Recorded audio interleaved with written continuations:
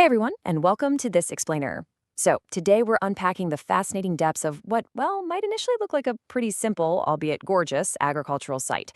We're traveling to Azumino City in Nagano Prefecture, Japan. It's this place where crystal clear water flows endlessly and green leaves just gently break the water's surface. Now, on the surface, sure, it's a farm, but we're going to dig a little deeper because it is actually a century-old masterpiece of human resilience, local mythology, and some truly incredible natural engineering. Right at the foot of the magnificent Northern Alps sits the Daio Wasabi Farm. It's recognized as Japan's absolute largest flatland wasabi farm, stretching across an incredibly serene 15 hectares of land. If you ever visit, you'll see these tranquil waters quietly streaming through meticulously organized fields. It really is a breathtaking, iconic landscape of Azumino. But here's the central mystery we want to solve today. When you think of a wasabi farm, you naturally assume the star of the show is, well, the plant itself, right? But what if the true protagonist of this vast green landscape isn't the wasabi at all? What if the wasabi is just a supporting character in a much, much bigger hidden story? Layer 1, the true protagonist is water. The snow and rain that fall on the majestic Northern Alps, they don't just wash away. They seep deep into the earth, traveling underground as groundwater for a very long time before finally welling up in the plains of Azumino. It's like a giant natural filtration system that's been working for centuries. This underground journey is literally the lifeblood of the region, creating the famed Azumino Wasabi Field spring water network. Now, think about the number 15. That represents the 15 hectares of the Daio Wasabi Farm. To put that into perspective for a second, that's equivalent to about 11 Tokyo domes. It's absolutely huge. And this massive, sprawling landscape wasn't just built on top of the land, it was entirely shaped, completely made possible by that underground water network welling up to the surface. And to really wrap our heads around that scale, consider the staggering number of 120,000.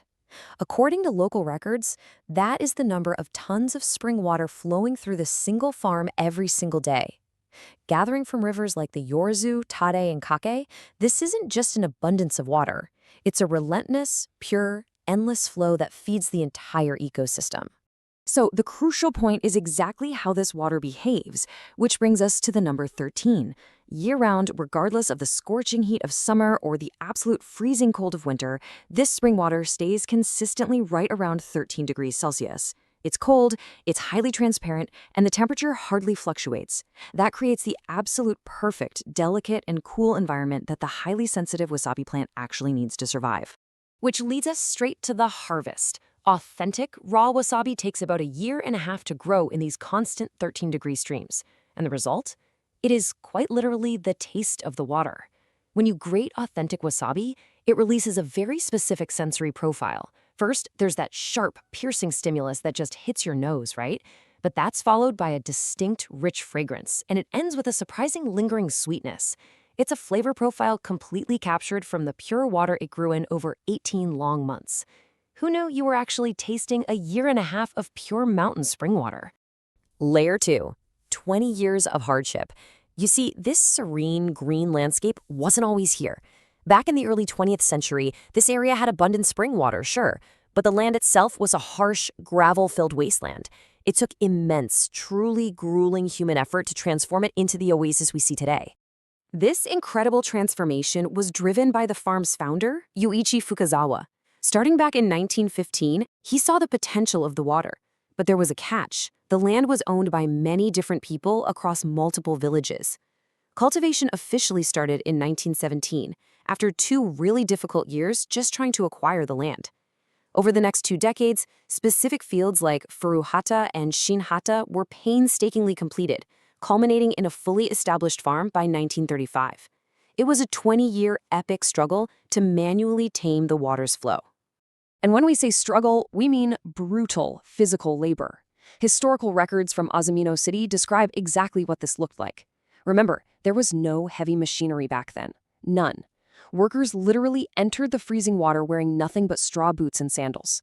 They dug the rocky earth by hand with hoes and manually hauled away endless piles of gravel and soil in woven baskets called paisuke. The perfectly organized waterways we see today, they were quite literally carved out by human sweats and freezing labor. Layer 3. The Legend of Daio. The foundation of this farm isn't just physical dirt and water. There's a spiritual layer hidden here, too. You might be wondering, why is it called the Daio, or Great King, Wasabi Farm? Well, it turns out the farm is named after a shrine built right on the grounds, which is said to be erected over the mythical torso of an ancient, legendary figure. That figure is Gishiki Hachimen Daio, and what's absolutely fascinating about this legend is its dual nature. It perfectly reflects how historical memory actually works. Depending on who was telling the story, Hachimen Daio was either a terrifying, rebellious demon who fought against the imperial army sent from the capital, or conversely, he was a protective, local hero who defended the people of Azumino from outside forces.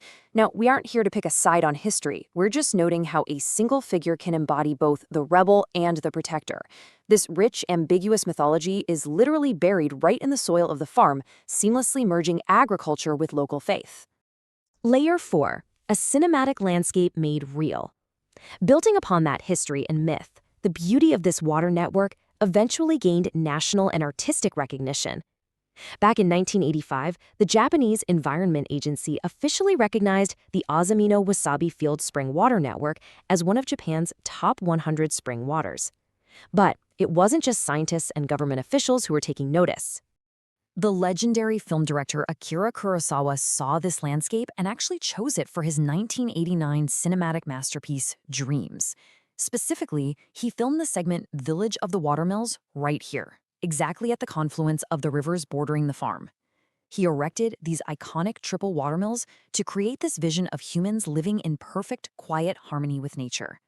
Amazingly, decades later, those watermills remain, turning what was supposed to be a temporary movie set into a permanent, iconic symbol of Azumino itself. Today, this cinematic, century-old farm is a massive destination. But it's not a museum, it's a living, breathing farm that has spawned an entire culinary culture. If you ever visit, you aren't just looking at the water, you're tasting it in ways you'd honestly never expect. You can experience the wasabi as the star ingredient. We're talking freshly grated over hot rice, preserved as spicy wasabi pickles, or, surprisingly enough, mixed into wasabi soft-serve ice cream. It's a fantastic evolution of how a harsh agricultural crop becomes a beloved cultural and culinary touchstone. The core, protecting the water's future. In 2015, the farm celebrated its 100th anniversary, opening a museum to honor a full century of cultivation. Yet this incredible milestone brings us face to face with the fragility of the ecosystem. The farm, the food, the watermills, they all rely entirely on an unchanging flow of water. And unfortunately, that flow is currently under threat. Recent data from the 2025 Local Water Environment Council paints a pretty concerning picture. They are actively tracking two severe threats. First, there's the lowering of the nearby Sai riverbed, which requires some really careful verification to see exactly how it links to our second issue, a decreasing volume of spring water. Farmers are reporting a highly noticeable drop in water levels. The ecosystem is shifting. The very water that shaped this region is showing real signs of vulnerability, making the protection of these underground resources an urgent priority for the survival of the local agriculture. Which brings us to our final vital question. How do we pass this water to the next generation? When you look at the Daio Wasabi Farm, you really aren't just looking at plants. You are looking at melted snow from the Northern Alps. You're looking at the freezing sweat of pioneers from 100 years ago, local legends of demons and heroes, and the cinematic vision of Akira Kurosawa. It's a masterpiece, completely woven together by water.